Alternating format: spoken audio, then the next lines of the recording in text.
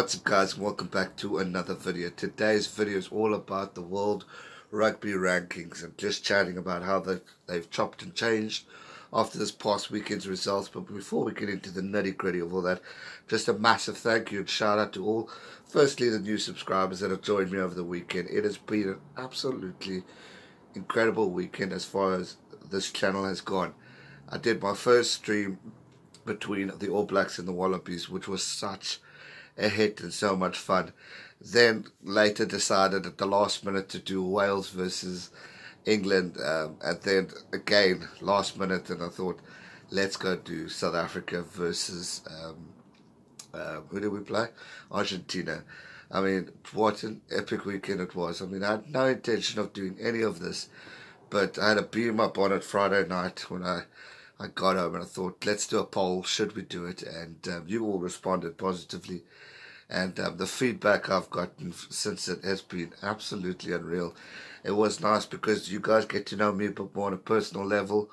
We got to discuss and chat about various things rugby. Also, we got to interact and hear your thoughts and opinions, and get to know a bit of each other a lot better, and I thoroughly enjoyed that.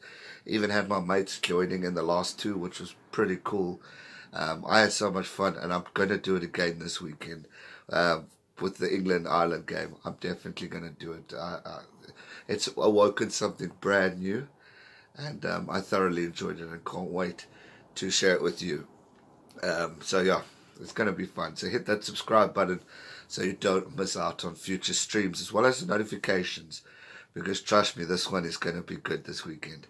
So, interesting weekend of various results. We saw Australia and the All Blacks totally take a turn from the All Blacks getting dominated to the All Blacks dominating Australia. We saw an intense contest between South Africa and Argentina, where Argentina put in a bigger fight compared to last. We saw Scotland get dominated by the French. They have definitely put their names out to say, hey, we are here, you guys are forgetting about us. And wow, did they only leave with the proper mark. And then we had Wales and England in what wasn't an exciting game, but a result that Wales needed and definitely helped them get to the top to where they need to be, and it assisted South Africa to claim back fourth place. So from that point of view, I'm happy. But it's confusing how these rankings work, because I get how they work, but All Blacks just won the Bledisloe Cup, so you'd think that would give them a bit more power. Last week, South Africa won the Rugby Championship, and New Zealand dropped after winning a cup. And but the reason why it is because the authority level of who they've beaten. So New Zealand beat Australia, who are 6th or 7th. So therefore, it's not a big team. So they're playing against people weaker than them. So they'll get point something. Whereas England beating Wales last week was big. So they beat the number one. Therefore, we'll get more points. And the same goes for Wales beating England, because they were higher than what Australia were. They will move up to number one. It's so close to the rankings. I mean, it's going to chop and change. We could even see Ireland hit excuse me, we could see even Ireland hit first place this week, after next week or so, because it's just going to be Northern Hemisphere games now until we reach the warm-ups in Japan. So it's going to be interesting to see how it all lays out. And again, I know it's not everyone's cup of tea, the way it's set out and all that stuff, but it's going to be interesting. So current world rankings as we sit today, Wales are number one. They're on 89.43 points. New Zealand number 2, 89.40 points. I mean, 0.03 points is the difference. It is so close. Then we have Ireland, who are on 88.69. South Africa number 4 now, 86.83. England 86.5. Sorry, 79. And then we got Australia 84.05. So we've seen there's a difference, but the top 5, it is neck in neck. And things can change. We could see England probably overtake South Africa again due to this whole situation of them getting an advantage of playing another game. Fiji are number 10. We see Japan at number 9. And obviously France and Scotland have switched places. So the biggest climbers, Wales, obviously from number 2 to number 1. Amazing achievement for them. South Africa going from 5th to 4th, and then France going from 8th to 7th, overtaking Scotland, who really did not look good in that game this past weekend. Biggest drops, obviously New Zealand, England and Scotland losing to their respective teams. So, interesting weekend. Some exciting games. Probably the highlight for me, Argentina and South Africa was a good game, but I'd say it was intense and close. But I was expecting a bit more from the Aussies. I didn't see them getting that walkover. And again, confidence talks, but I said it in the stream and I'll say it again. I said it in the recap. The All Blacks were wounded. They needed to bounce back. They needed to come back and show what they're capable of. The media was giving them a hard time this past 2 weeks, saying that they've dropped it. They're no longer favourites. No matter whether you love or hate the All Blacks, they're still favourites to win the Rugby World Cup. And I think it's important for us not to forget it.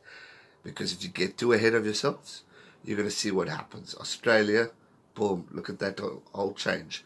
I mean, Wales, top 14th winning streak. Everyone's talking them up. Then they lose to England, brought back down to earth. Scotland, France, I think a lot of people thought Scotland were going to win.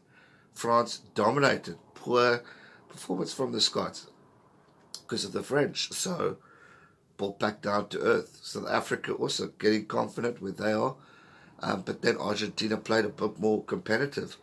And we saw things change. We've seen Japan take on rankings, overtake Fiji and Argentina, which is we can't really predict who's going to do what, because at the end of the day things can change. People are predicting New Zealand to already win the Rugby Championship.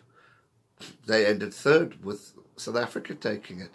So again, we can't quite say who and what is going to win and how they're going to do it, because there's so much rugby still to be played and a lot can happen in the time moving up. This weekend we've obviously got warm-up games which should be very interesting to witness. I'm excited for it, and I think it's going to be a lot in store for us to see how they go. Southern Hemisphere takes a break for the next few weeks. I think it's about a week or two, and then I know second week September the Boks play Japan, so that should be interesting. So I'm looking forward to it. So yeah, let me know your thoughts on the whole conundrum of this past week.